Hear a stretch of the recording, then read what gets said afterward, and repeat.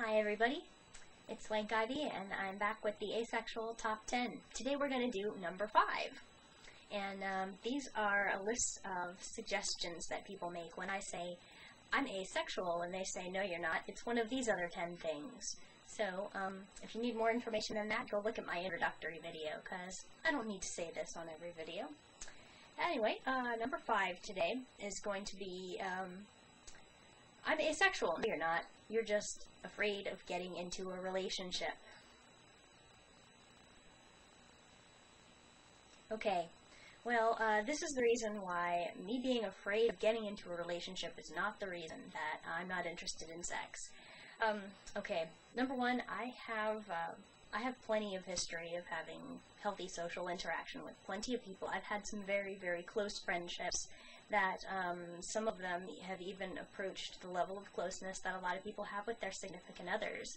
And you know, I've had in the past when I was a little kid, I guess I had some social awkwardness, I suppose, but as I got a little older, especially into high school and college, I really became a lot more comfortable with myself. And you know, everybody has little rocky bits of their lives that everything doesn't go perfectly. So I mean, I wouldn't say I was ever one of those hugely popular kids or anything, but especially once I hit high school, I really didn't have trouble interacting with other people. I'm not shy. You know, I don't have a problem interacting with other people. Now, I guess close relationships might be a whole nother ball game in some people's eyes, but you know, I can't say that I have intimacy issues either, unless someone counts me not wanting to have sex, which I wouldn't say is an intimacy issue any more than somebody has intimacy issues if they can't have sex with another person who's the same gender as them if they're not homosexual. So, I mean, that's the difference. Anyway, I do have many close friends, and what I've heard in response to me saying, okay, yeah, I have plenty of friends, they say, no, friends, that's not the same thing. Even if you really love your friends, that's puppy love. Okay, so you stick a penis in a vagina and then that means it's love. So there's no such thing as any other kinds. Come on now, you know, you can't define what can and can't happen with my feelings, can you? So they say, oh, that doesn't count. It doesn't count. It doesn't count. Okay, who's counting? And you know, they say it's only friendships. Only. Why do you put only in front of the friendships? I mean, that's you putting down the value of the friendship, not me. So, who are you to dismiss the closeness of my friendships just because I'm not going to bed with these people? So, you know, there's no word, really, for close friends without sexual attraction. And I did have somebody respond to me saying that in my asexuality essay on my website. They responded to, well, yes there is, it's called platonic. And I think my point is that's not the same thing. Saying, you know, as soon as you say, my friendship with them is platonic, I mean, most of the time people put just in front of that. Oh, it's just platonic. There's nothing between us. It's just platonic. It's not the same level. You know, the just friends, only platonic. You know, it's an automatic demotion of the importance of the relationship. Now, I guess some of these people are saying it's meaningless unless you have romantic attraction and sex in mind for this relationship, and you know, I guess they're saying you can't have real love without sex, and that's not true. Granted, I'm not looking for a partner, so I realize that there's this whole other dimension of human relationships that involves finding another person to spend life with, and I really do admire that, even though I don't subscribe to the idea that you have to have this in order to be happy. I'm not chasing that, and I just happen to be a person who would really rather live by myself and not live in a duet with someone else. But that doesn't mean that I don't realize that that can be really special. It's just a kind of special that's never really called to me.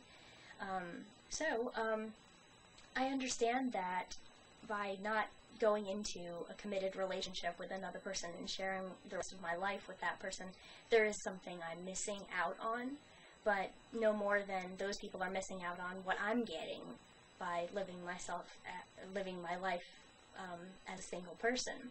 So, there are other asexuals out there who do want that kind of commitment and that kind of bond and are capable of that kind of love. And so I wanted to address that, even though I personally am aromantic, if you want to use that word. So, but on top of that, how do you know that that it's better to get into that kind of relationship rather than do what I do if you've only had the kind of lifestyle where you are looking for that? I think the Indigo Girls said it best in one of their songs. In Fare Thee Well, they have a line that goes, "Now I think of having loved and having lost. You never know what it's like to never love. Who can say what's better?" I'll stop there. Who can say what's better? So, and I'd like to add there that it's not necessarily that I haven't loved, because I do love people. I love many of the people that I'm close to in my life. And it's not just this kind of innocent, immature puppy love. I have the capability to have a very mature love for someone and devote myself very strongly to them as a person, just not in a partnership. So anyway, sex can be a physical expression of love and closeness, but I consider it a consummation.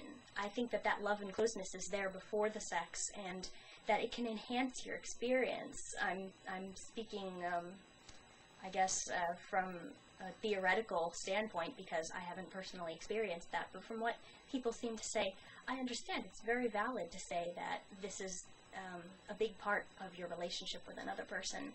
But I believe that those feelings can exist independently of the sexual attraction. My relationships do not need this consummation. And furthermore, there are plenty of people out there who are very confused about what love and sex is. And there's still the people who are telling me that I need sex and that I need these things in order to have a real relationship or really understand what love is or what closeness is. And they haven't found it. So who are they to tell me that non-sexual relationships can't be fully satisfying entirely? Especially since I think that you would have to have those feelings pre-existing in order to feel good when you get them. So it just doesn't make any sense to say that a person who doesn't know that they want something must actually be unhappy without it, and that you could get me to want those things, because maybe you can't.